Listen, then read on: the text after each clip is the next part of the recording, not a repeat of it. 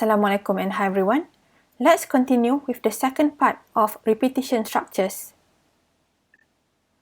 Just to recap, in the first part, we have seen the syntax for while loop, where it starts with while, then the expression.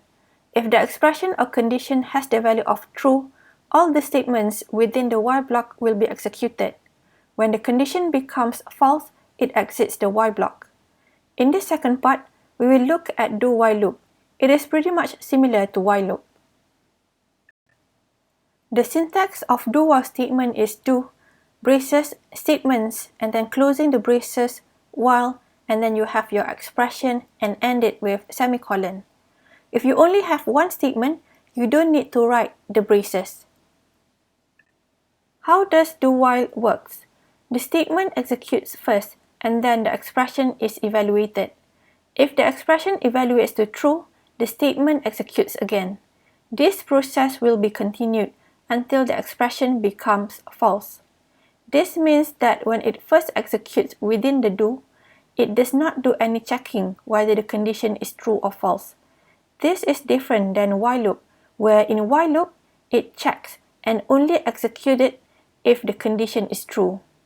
In do while loop, it will only check the expression in the second round, where if the expression has the value of true, it will repeat all the statements.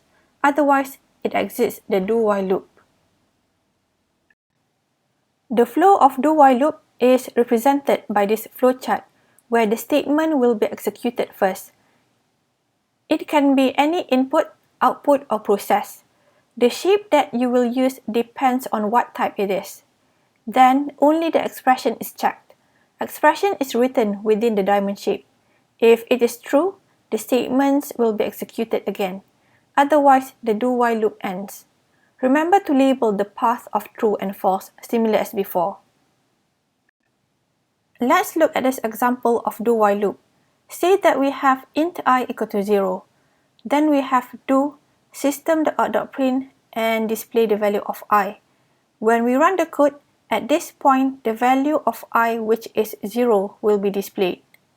And then the next part, we have I++, which is increment by 1. So I now has the value of 1. On the next line, we have while and the expression. Here we will do the checking of the condition. Is I less than or equal to 3? As this is true, it will repeat all the statements within the do while loop again. Always remember that we have to write the semicolon after the while and expression. This is only for do while loop. For while loop, if, else, and also switch case, so those are the selection control structures, we do not write semicolon at the end of those statements. Since the new value of I is 1, we will execute all the statements again. Same as before, it will print onto the screen the value of I, which is 1. Then we have I++, so the value of I is increased by 1. So I now becomes 2. Now, checking the condition again, is 2 less than or equal to 3? So that is true, the do while statements will be repeated. It will do the system.out.print and display the value of I, which is 2. And then I++, which means that I now has the value of 3. Then it checks again the condition. Is 3 less than or equal to 3? As 3 is equal to 3, that is true, it will repeat the loop again. It displays 3 on the screen, then increment by 1, so I now becomes 4. It then checks the condition. Is 4 less than or equal to 3? The condition becomes false, so it exits the do while loop. So for this code, the output that you should get is 0, 1, 2, and 3. You can try and run this code in ggraph so that it can show you the step-by-step what's currently being executed.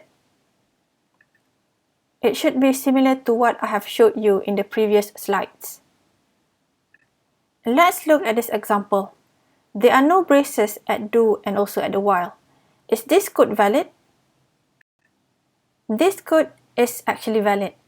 It is exactly the same as the previous code. only that instead of having the increment on the next line, we included it within the print method. Remember that when we use post increment, which is I++, the value will only be incremented after the variable's value is used. So if we run this code, the first value of I is 0, then 1, 2, and 3. So this code have the same output as the previous code.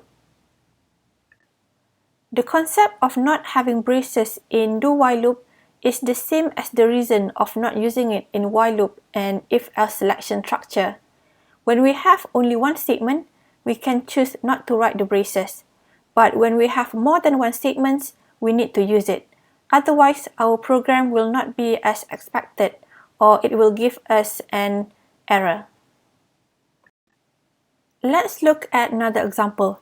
Here we have int sum equal to 0 and number equal to 2. Then we have do sum plus equal number, which can also be written as sum equal to sum plus number. And then we have number equal to number plus 5.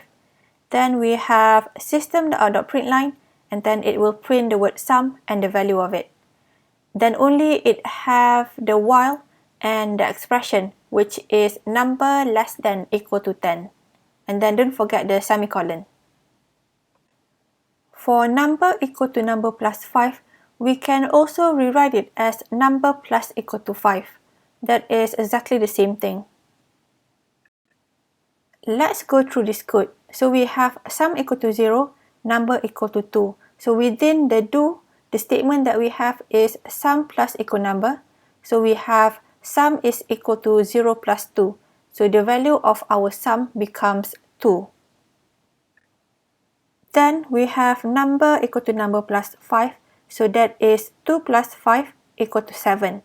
So the current value of number is 7. On the next line, we have system.out.println, and it will print out the value of sum.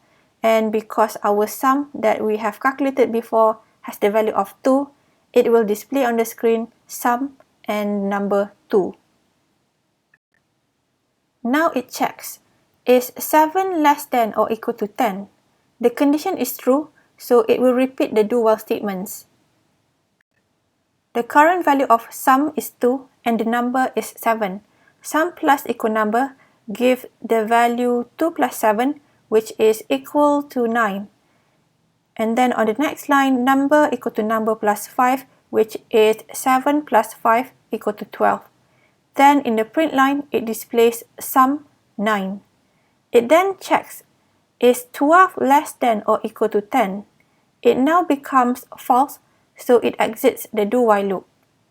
The output that we get from this code is sum 2 and also sum 9.